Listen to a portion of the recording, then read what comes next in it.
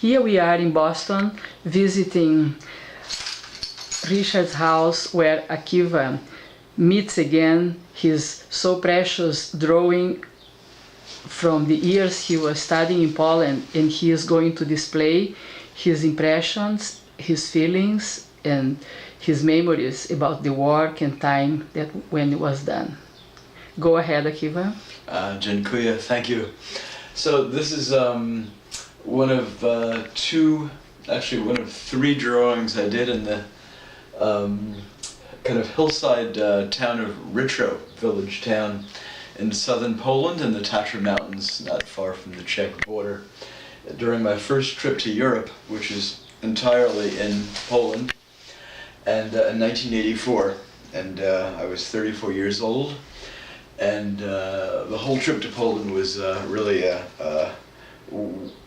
one astonishing eye-opener after another. Among other reasons, there were vestiges and remnants of Jewish pre-war Poland were everywhere. I would see houses, buildings. We were in Warsaw.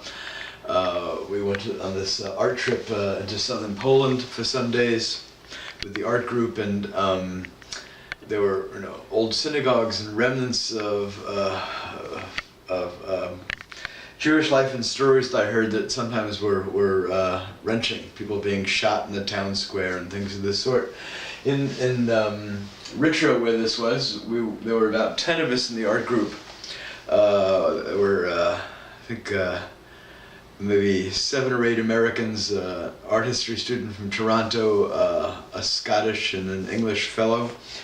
Those are 2 separate people, and one of them named Matt I became good friends with, and he spoke Polish. His parents were from Lvov originally, and he did a lot of translating for me when we were out and about, and especially in the countryside in small towns.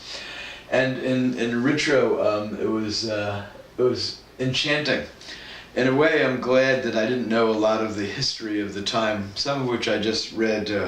Among the towns we went to in southern Poland we were in Rytro, as I mentioned, where this drawing was done. Zakopane, a old resort town in the same region. Staroshansk, and a smaller village named Novosanch, which is larger, and a small village named Staroshansk.